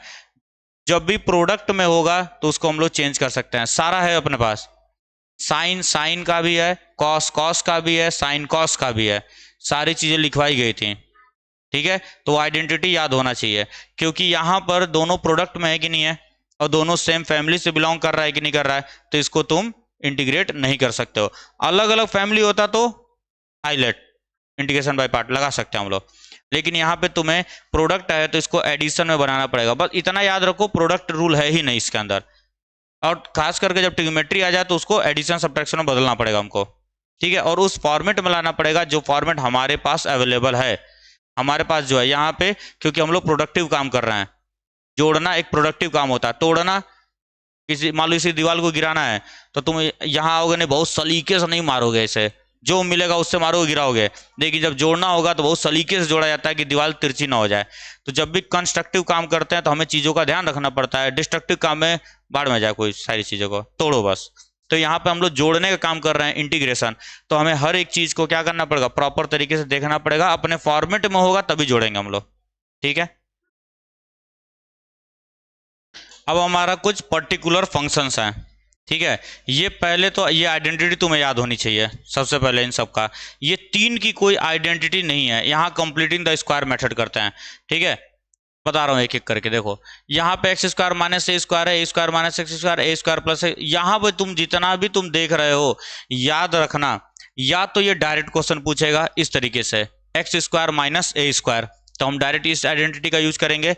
अगर वो कभी क्वाड्रेटिक इक्वेशन लिख करके दे दिया, पॉलिनोमियल को लिख के दे दिया, जैसे ये रहा, ठीक है। अब इसको कैसे देखो, क्योंकि अगला जो एक्सरसाइज है तुम्हारा क्या है, पार्शियल फ्रैक्शन वाला है। अब इसको देख के कैसे पता करोगे कि तुम इस फॉर्मेट में जाएगा कि उस फॉर्मेट में जाने वाला है, कैसे पता करते हैं, ध्यान सुनो। ये जितने भी ये फॉर्मूले लिखे गए हैं, ये जितने भी हैं, इसमें याद रखना, या तो वो डायरेक्ट देगा, देख के पहचान सकते हो। दूसरा, इसका फैक्टर पॉसिबल नहीं होगा तब जब भी डिनोमिनेटर में दिया गया पॉलिनोमियल का फैक्टराइजेशन पॉसिबल ना हो, फैक्टर ना निकल पा रहे हो, तब तुमको ये सारे के सारे फॉर्मूले लगाने होते हैं। ठीक है, फैक्टराइजेशन जब पॉसिबल नहीं होगा, जैसे यहां पर देख लो, इसका फैक्टराइजेशन पॉसिबल नहीं है, फैक्टराइज नहीं कर पाओगे तुम इसको। समझ आ रहा है? फैक्टराइज का मतलब क्या होता है, जैसे x square plus 5x plus 6, अरे एक्स की वैल्यू निकालना मतलब जीरो निकालना, मैं फैक्टराइजेशन कह रहा हूं। इसको तुम ऐसे भी लिख सकते हो कि नहीं, x प्लस 3 और x प्लस 2 लिखा जा सकता है। x प्लस 3 और x प्लस 2 लिखते हैं ना, और इसको लिख देंगे 3x प्लस 2x। वो यहां नहीं कर पाओगे तुम, क्योंकि देखो 13 इज अ प्राइम नंबर, तो 1 और 13 होगा, और 1 और 13 को चाहे जोड़ो चाहे घटाओ, कभी -6 नहीं आने वाला है, मतलब फैक्टराइजेशन पॉसिबल नहीं है। तो यहाँ पे हम लोग क्या करते हैं, कंप्लीटिंग द स्क्वायर मेथड करते हैं, मतलब मैं जबरदस्ती फैक्टर बनाऊंगा वहां पे। Completing the square method class 10th में पढ़ाया भी गया था।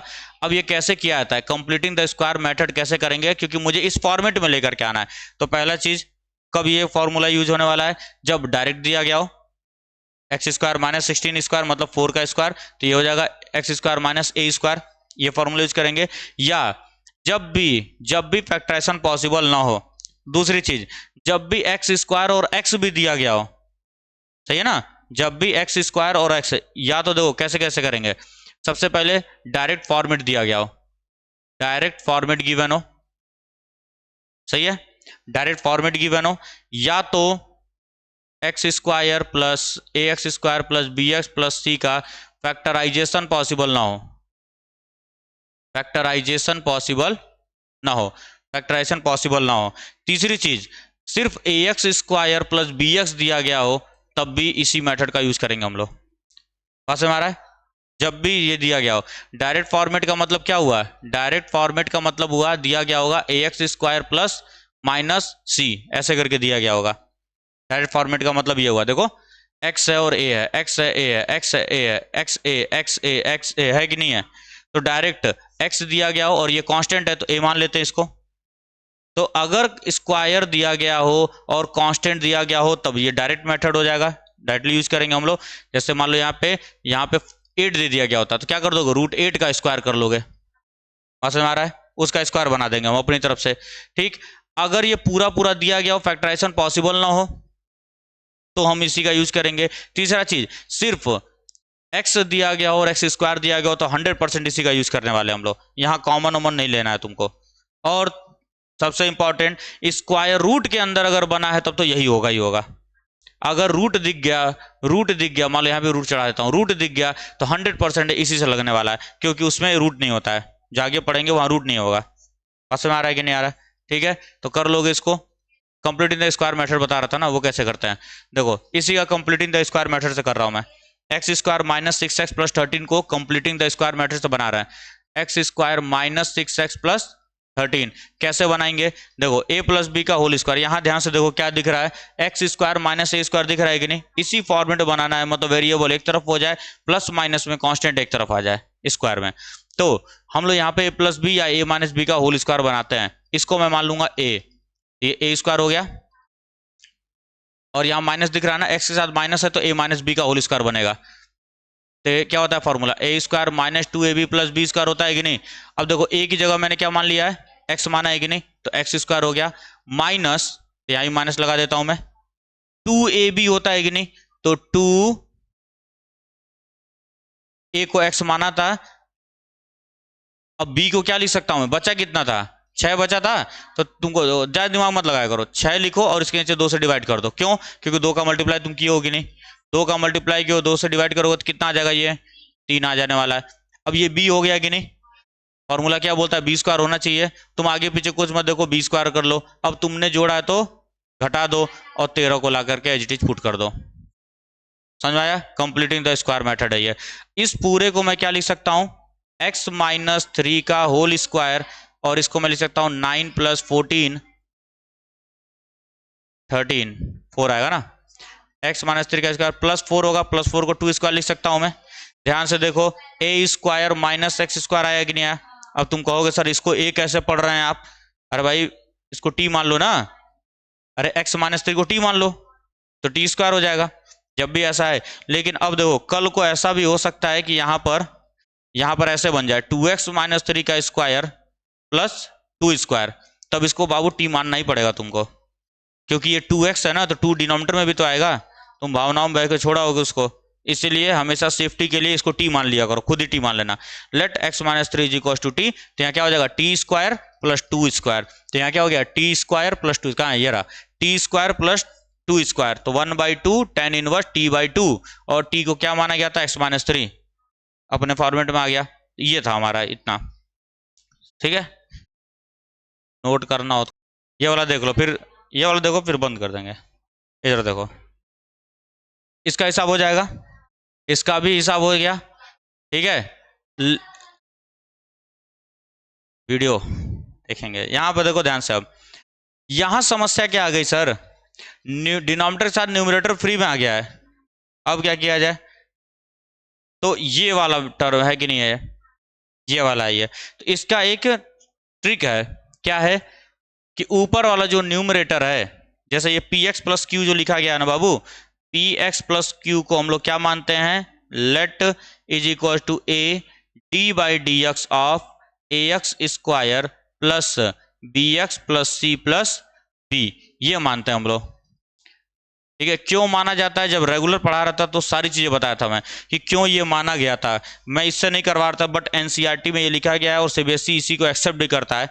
वरना अपने पास इससे भी आसान तरीका, लेकिन उसमें दिमाग ज्यादा लगाना पड़ता है, उसमें दिमाग थोड़ा सा लगाना पड़ेगा, उससे भी हम लोग निकाल सकते हैं। तो ये एक तरीका बना दिया, तो तुमको क्या करना है, x प्लस 2 को तुमको क्या मानना है, let x plus 2 is equal to a d by d x of, denominator जो भी लिखा गया है 2x square plus 6x plus 5 plus b, उसके बाद से यहाँ पे डिफरेंशिएट करो, a 4x plus 6 plus b, यहाँ हो जाएगा 4ax plus 6a plus b। उसका से क्या करते हैं, ऑन इक्वेटिंग बोथ साइड्स, ठीक है, इक्वेट करेंगे तो x का कोफिशिएंट कितना है, 4a है, इधर x का कोफिशिएंट कितना है, 1 है, तो therefore 4a is equal to क्या आ जाएगा, 1, एंड ये पूरा का पूरा कांस्टेंट है, इधर कांस्टेंट 2 है, तो 6a प्लस b किसके बराबर हो जाने वाला है, 2 के बराबर हो जाने वाला है। a की वैल्यू क्या आ जाएगी, 1/4, एंड यहाँ पे वैल्यू पुट करो 1/4 plus b is equal to 2, कितना आ जाएगा 3/2, मतलब 1.5, उधर जाकर के आधा होने वाला है कि नहीं, b की वैल्यू 1/2 आ जाएगी। तो ये पूरा का पूरा इंटीग्रल अब क्या बदल गया, इंटीग्रल देखो कैसे बदल गया, देयरफॉर इंटीग्रल i जो है हमारा हो जाएगा, इसको मैंने क्या बोला, ये बोला है कि नहीं, मतलब ये बोला है कि नहीं, यही है ना, यहाँ पे तो a की जगह क्या रख दूंगा 1/4, इस पूरे की जगह पे देखो न्यूमरेटर था जो इसको माना है a 4x plus 6 plus b की जगह पे 1/2, और डिनोमिनेटर तो एज इट इज रहेगा, डिनोमिनेटर के साथ कोई छेड़खानी नहीं की गई थी बाबू। अब क्या करना है, सेपरेट कर देना, 1/4 4x प्लस 6 अपॉन में 2x square plus 6x plus 5 dx plus 1/2 integral 1/2x square plus 6x plus 5 dx। अब देखो ध्यान से, इसको t मान लेना, ऊपर वाला आ जाएगा, देखो 4x प्लस 6, इसीलिए इस तरीके से बनाया गया था। ये करोगे तो क्या आ जाएगा, ln t आ जाएगा, और यहाँ पे completing the square method again, क्योंकि इसका फैक्टराइजेशन पॉसिबल नहीं है। क्यों, क्योंकि 15 5 दूनी 10, 10 को कैसे भी तोड़ो 6 नहीं आने वाला है, अरे 2 5 10, 10 से कम, तो 2 5 जोड़ोगे 7 आएगा, और 10 1 जोड़ोगे तो 11 आएगा, 11 आ सकता है या 9 आ सकता है, 7 आ सकता है या तो 5 आ सकता है। तो फैक्टराइजेशन पॉसिबल नहीं है। तो हम लोग जब भी फैक्टराइजेशन पॉसिबल नहीं हुआ तो क्या लगाते हैं, कंप्लीटिंग द स्क्वायर मेथड। ठीक, बाकी जो है अगले वीडियो में देखा जाएगा।